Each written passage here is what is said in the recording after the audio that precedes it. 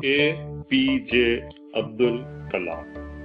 APJ Abdul Kalam हमारे भारत के 11वें राष्ट्रपति थे। उनका कार्यकाल 25 जुलाई 2002 से 25 जुलाई 2007 तक रहा। उनके कार्यकाल में भारत के प्रधानमंत्री रहे श्री अटल बिहारी वाजपेयी जी और श्री मनमोहन सिंह जी। उस समय उपराष्ट्रपति जी थे भैरव सिंह शेखावत जी। APJ अब्दुल कलाम का जन्म 15 अक्टूबर 1931 में हुआ था। आज अब्दुल कलाम जी की आयु 82 साल 82 ईयर्स है। उनका जन्म रामेश्वरम, जो कि मौजूदा तमिलनाडु में है, वहाँ हुआ था। पेशे में वो एक प्रोफेसर हैं, लेखक हैं, वैज्ञानिक हैं और एरोस्पेस इंजीनियर हैं। धर्म से वो इस्लाम धर्म के अनुयायी हैं और उनकी जो वेबसाइट है उसका नाम है abdulkalam.com। इनका पूरा नाम है अवुल फकीर जैनुल अब्दीन अब्दुल कलाम। इन्हें डॉक्टर APJ अब्दुल कलाम के नाम से भी जाना जाता है। अब्दुल कलाम जी का जो प्रारंभिक जीवन वो 15 अक्टूबर 1931 को धनुष कोंडी गांव, रामेश्वर, तमिलनाडु से शुरू हुआ। वो एक मध्यम वर्ग मुस्लिम परिवार में इनका जन्म हुआ। इनके पिता का नाम था जैनुल अब्दीन। ना वो ज्यादा पढ़े लिखे थे और ना ही बहुत पैसे वाले थे। इनके पिता मछुआरों को नाव किराए पर दिया करते थे। अब्दुल कलाम एक संयुक्त परिवार में रहते थे। परिवार की सदस्य संख्या का अनुमान इस बात से लगाया जा सकता है कि वो स्वयं 5 भाई एवं 5 बहन थे और घर में 3 परिवार रहा करते थे। अब्दुल कलाम के जीवन पर इनके पिता का बहुत प्रभाव रहा। वह भले ही पढ़े लिखे नहीं थे, लेकिन उनकी लगन और उनके दिए संस्कार अब्दुल कलाम के बहुत काम आए। तू हिंदू बनेगा न मुसलमान बनेगा, इंसान की औलाद है इंसान बनेगा। तू हिंदू बनेगा न मुसलमान बनेगा, इंसान की औलाद है इंसान बनेगा।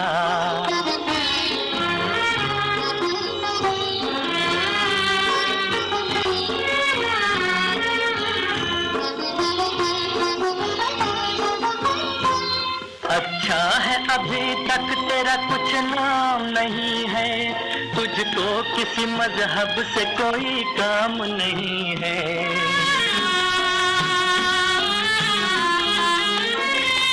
अच्छा है अभी तक तेरा कुछ नाम नहीं है, तुझको किसी मजहब से कोई काम नहीं है। जिस इल्म ने इंसान को तकसीम किया है, उस इल्म का तुझ पर कोई इल्जाम नहीं है। तू बदले हुए वक्त की पहचान बनेगा, इंसान की औलाद है इंसान बनेगा। तू हिंदू बनेगा न मुसलमान बनेगा, इंसान की औलाद है इंसान बनेगा। 5 वर्ष की अवस्था में रामेश्वरम के पंचायत प्राथमिक विद्यालय से उनका दीक्षा संस्कार हुआ था।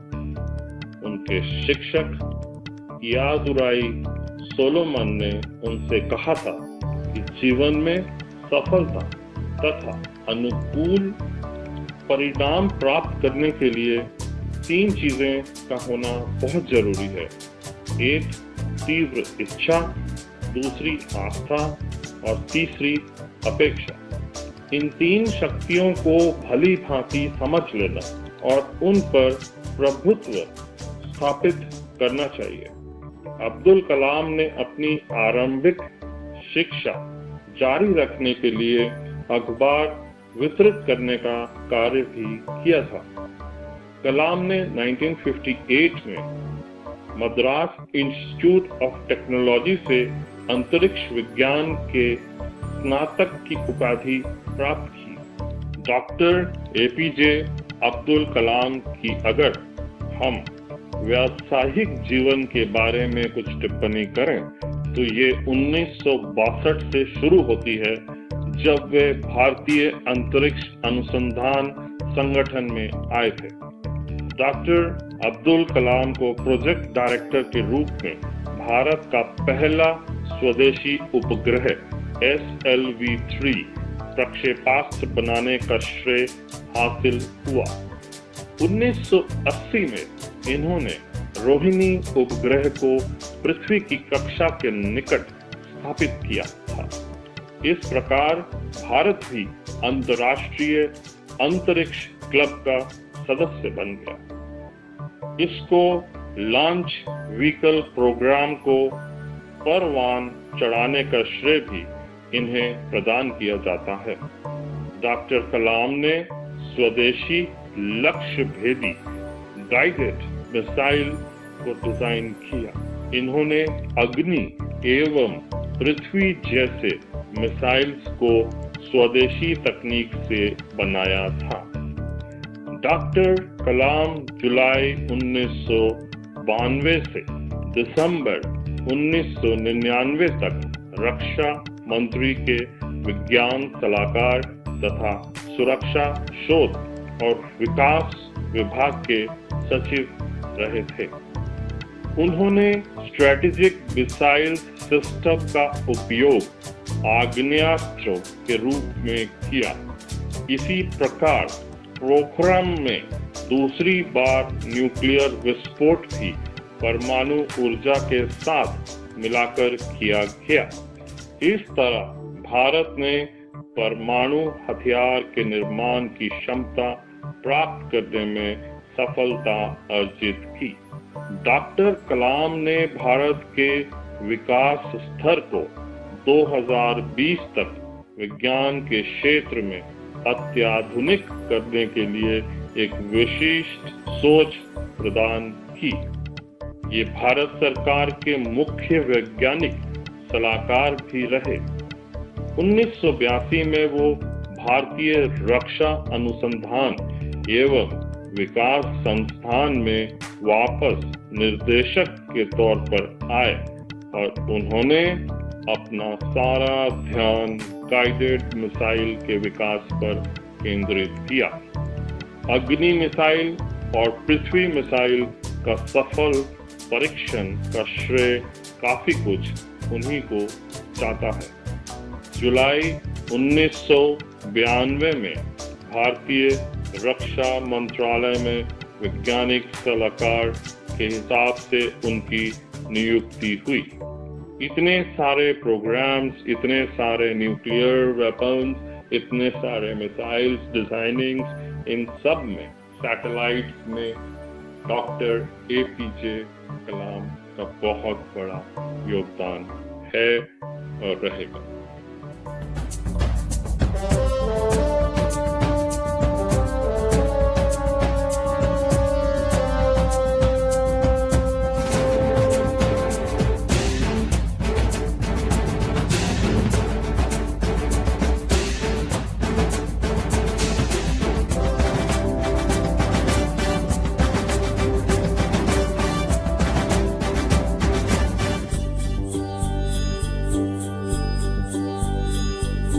देश मेरे मेरी जान है तू, देश मेरे मेरी जान है तू, देश मेरे मेरी शान है तू, देश मेरे मेरी शान है तू।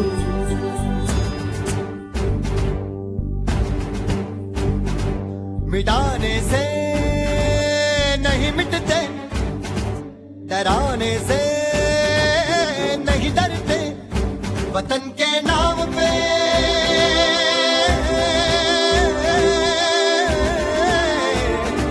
के नाम पे हम सर कटाने से नहीं डरते, मिटाने से नहीं मिटते। देश मेरे मेरी जान है तू, देश मेरे मेरी जान है तू, देश मेरे मेरी शान है तू, देश मेरे मेरी शान है तू। डॉक्टर अब्दुल कलाम का political career was very bright. Doctor Abdul Kalam Bharat के 11वें राष्ट्रपति निर्वाचित हुए। इस पद के लिए उनका नामांकन उस समय सत्तासीन राष्ट्रीय प्रजातांत्रिक गठबंधन की सरकार ने किया था, जिसे भारतीय राष्ट्रीय कांग्रेस का समर्थन हासिल हुआ था। उनका विरोध करने वालों में उस समय सबसे मुख्य दल भारतीय कम्युनिस्ट पार्टी और अन्य वामपंथी सहयोगी दल थे। वामपंथी दलों ने अपनी तरफ से 87 वर्षीय श्रीमती लक्ष्मी सहगल का नामांकन किया था, जो कि सुभाष चंद्र बोस के आजाद हिंद फौज में और द्वितीय विश्व युद्ध में अपने योगदान के लिए जानी जाती रही। फिर भी बहुत ज्यादा बहुमतों से डॉक्टर अब्दुल कलाम को भारत का 11वां राष्ट्रपति बनाया गया। इस संक्षिप्त समारोह में तब के प्रधानमंत्री अटल बिहारी वाजपेयी जी और उनके मंत्रिमंडल के सदस्य तथा आधिकारिक गण उपस्थित थे। इनका कार्यकाल 25 जुलाई 2007 को समाप्त हुआ। डॉक्टर अब्दुल कलाम व्यक्तिगत जिंदगी में बेहद अनुशासन प्रिय हैं। ये शाकाहारी और ये मद्य त्यागी भी है। इन्होंने अपनी जीवनी विंग्स ऑफ फायर भारतीय युवाओं को मार्गदर्शन प्रदान करने वाले अंदाज में लिखी है। इनकी दूसरी पुस्तक guiding souls dialogues of the purpose of life आत्मिक विचारों को उद्घाटित करती है। इन्होंने तमिल भाषाओं में भी बहुत सारी कविताएं लिखी। ये भी ज्ञात हुआ कि ये दक्षिण कोरिया में इनकी पुस्तकों की काफी मांग है और उन्हें वहां बहुत ही पसंद किया जाता है। यूं तो डॉक्टर अब्दुल कलाम राजनीतिक क्षेत्र के व्यक्ति नहीं हैं, लेकिन राष्ट्रवादी सोच और राष्ट्रपति बनने के बाद भारत की कल्याण संबंधी नीतियों के कारण इन्हें कुछ हद तक राजनीतिक दृष्टि से संपन्न माना जा सकता है। इन्होंने अपनी पुस्तक इंडिया 2020 में अपना दृष्टिकोण स्पष्ट किया है। ये भारत को अंतरिक्ष विज्ञान के क्षेत्र में दुनिया का सिरमौर राष्ट्र बनते देखना चाहते हैं। हजारों ख्वाब रोशन सुलगती सी निगाहों में, सुलगती सी निगाहों में कफन हम बांध के निकले हैं आजादी की राहों में।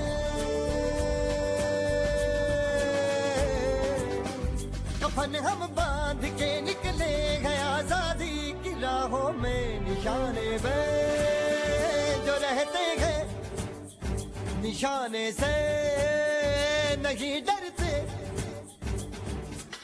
ये था अब्दुल कलाम जी का बचपन से लेकर प्रेसिडेंट तक का सफर। हमें उम्मीद है कि आपको ये सफर हमारे एक्स प्रेसिडेंट ऑफ इंडिया का पसंद आया होगा।